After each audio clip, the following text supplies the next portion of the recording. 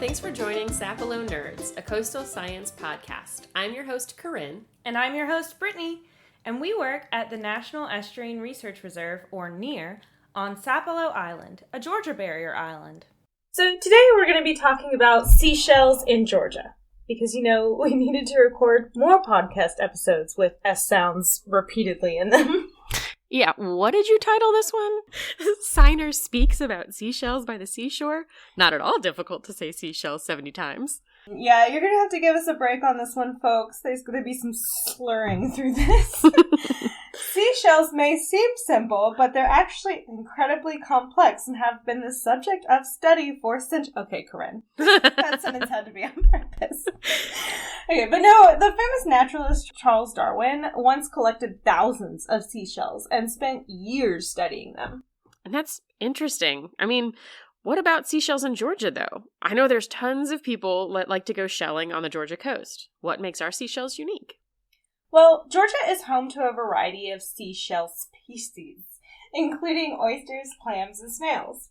Seashells in Georgia are fascinating because they offer insights to the past and present marine environments. And these shells are often found on beaches and in sediments, and they can tell us a lot about the species that lived in the area historically and the environmental conditions that existed around that time. Some of the most interesting shells are those that date back to the prehistoric times, such as those from the Pleistocene epoch. One species in particular, the lightning whelk, is especially interesting because it's a left-handed version of our state shell of Georgia, the knobbed whelk. I mean, I guess calling it a left-handed shell kind of works. If you look at a whelk shell, which many people might confuse with a conch shell, and the opening of the whelk, or the aperture, is on the left side, then it is a lightning whelk. If the opening is on the right, it could be a knobbed whelk. We certainly have a bunch of beautiful shells, but what kind of research is being done on them? A lot, actually. Seashells are important because they can give us a lot of information about the environment in which they're formed, like I said. For example, the thickness of a shell can tell us about the pH of the water, which in turn can tell us about the amount of carbon dioxide in the atmosphere at the time that the shell was formed. So by studying shells, we can learn a lot about the history of the Earth's climate. There are a lot of ongoing studies on the ecology of whelks for their population dynamics and their interactions with other species as well. For example, the University of Georgia researchers are studying how changes in the sea level can affect the distribution and abundance of whelks. The researchers are examining how the changing environments affect the type of shells found in different areas, and what this can tell us about the impacts of climate change on marine ecosystems. That's fascinating. And another study being conducted is by the Georgia Department of Natural Resources, which is looking at the impacts of shell dredging on the local environment. The researchers are examining how the removal of shells from the ocean floor can affect the ecology of the area, and what this means for the long-term health of the ecosystem. Shells bought from stores typically are living creatures collected from the ocean floor in bulk and dried out. And one study I read about also found that seashells can actually help to mitigate the effects of ocean acidification. The study found that calcium carbonate in the shells can also help to neutralize the acidity in the water, which can reduce the negative impacts on marine life. But that only works if we leave some shells on the beaches. Many living mollusks, those animals in the phylum Mollusca that are usually at least partially enclosed by a calcium carbonate shell, they need to absorb calcium carbonate directly from the water around them. Some of that available calcium carbonate comes from dissolved older shells. Unfortunately, excess carbon dioxide in our atmosphere makes that calcium carbonate less available. Our oceans are carbon sinks, which means that they absorb more carbon dioxide than they produce. But as they absorb this lovely CO2 for us, the chemical reactions with the water causes less carbonate to be available to bond with calcium to make calcium carbonate. Researchers have examined the shells of oysters and clams in the region and found that the thickness of their shells has decreased over time, and this is likely due to the fact that there is less calcium carbonate available because there's more CO2. Part of that chemical reaction you mentioned when CO2 is absorbed into the water is releasing more hydrogen ions into the water, which decreases the pH. And since we're getting a little deep into the chemistry today, we all remember that a lower pH means a higher acidity. Yeah, and that's the ocean acidification that we mentioned earlier. A lot of H's and O's. We didn't have enough S's. We had to add some other letters. Exactly. So as the pH of the water becomes more acidic, it becomes more difficult for animals like clams and oysters to build their shells, like we mentioned. This can lead to thinner, weaker shells that are more susceptible to damage and predation. Weaker shells can lead to a decline in the population of shellfish, which can impact the food web and the local fishing industry. Weaker shells also impact the ability of marine organisms to build and maintain oyster reefs, which provide habitat for many other species.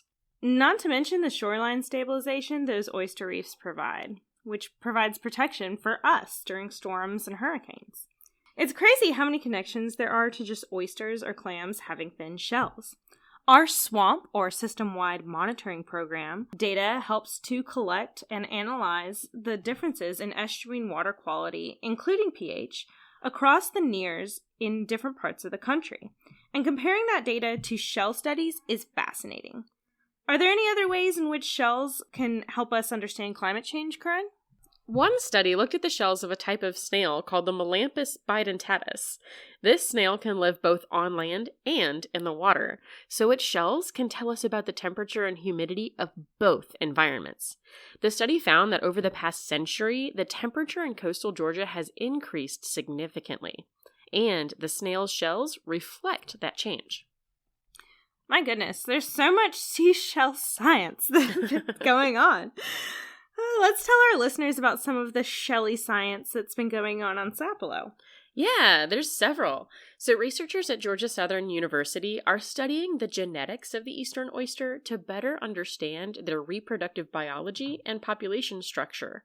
And our previous Margaret A. Davidson Fellow, Will Atencio, was studying the health of oysters in relation to diseases. A lot of coastal scientists in our area, particularly the UGA Marine Extension Shellfish Lab on Skidaway Island, are exploring the use of seashells as bioindicators of environmental health. Certain species, such as the eastern oyster, are particularly sensitive to changes in water quality and can be used to detect pollutants and other contaminants in the water.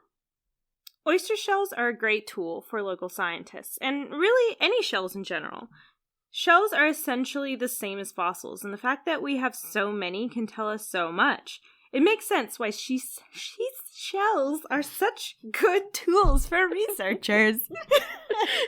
Absolutely. And with climate change and other environmental factors threatening the health of our oceans, it's more important than ever to continue studying seashells and other marine organisms to better understand and protect our coastal ecosystems. That is why it is good to practice good shelling methods. So you like to keep seashells around your house? Well, yeah, they're pretty, and I don't see any harm with conservative shelling.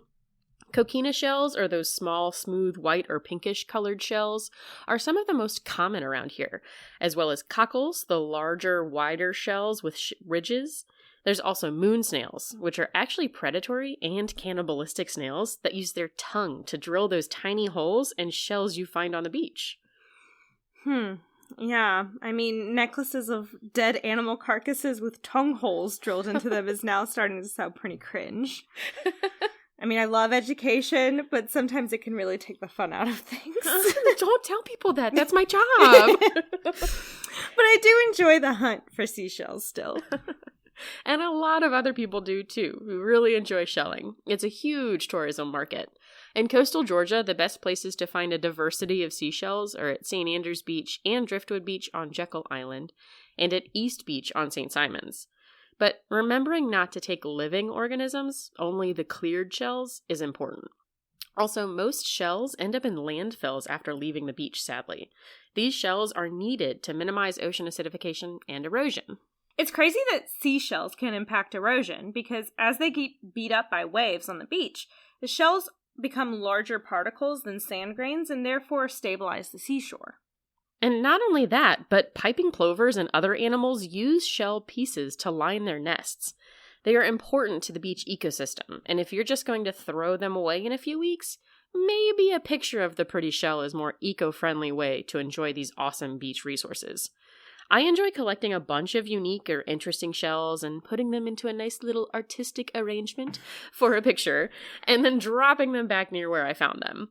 This way, other animals can use them, like hermit crabs, who depend on empty spiral shells for their shelter. Yeah, hermit crabs don't create their own shells. They actually depend on finding new shells along the water's edge to fit their newly grown bodies. And if all the shells are depleted, then there's not many options for these crabs. Sadly, about 60% of the Earth's shells have disappeared from beaches, which is just really sad to think about. You can check out our show notes for the official guide to ethical shelling, and make sure if you go on a shelling tour that they are limiting the number of shells people can take and that no live animals are taken from the beach in the process.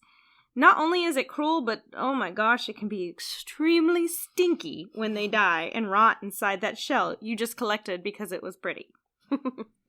I think the key takeaway is that seashells are not just pretty objects we find on the beach, but they also hold valuable information about the past and present marine environments. Ongoing research is crucial in helping us to better understand these environments, and there are a lot of good stewardship practices we can implement to when we go shelling to help protect this resource for future generations. And speaking of protection, it's National I Heart Estuaries Week! If you are listening to this as soon as it comes out, which you should.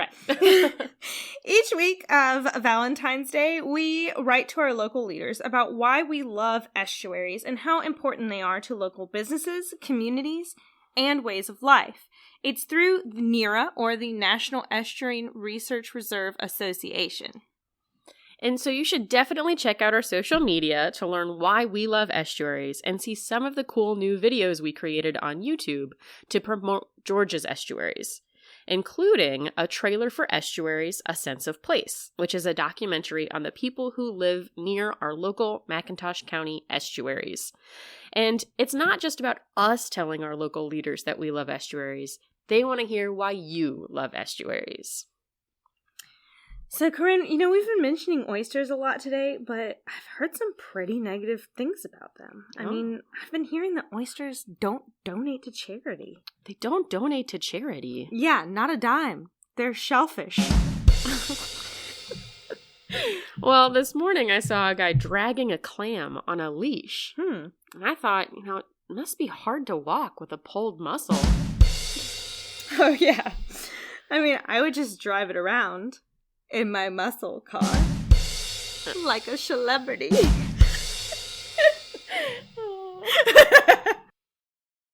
For more information about any of the topics we covered today, or to submit your question that may be featured in our upcoming episodes, please email us at sinerr.socials@gmail.com. That's SINERR.socials@gmail.com. Thank you for listening to Sapelo Nerds, a coastal science podcast brought to you by the Sapelo Island National Estuarine Research Reserve. Please check back for more episodes released each month. And we really need reviews, so, leave us a couple of good ones. Really good ones. And that's the Sapelo Sound.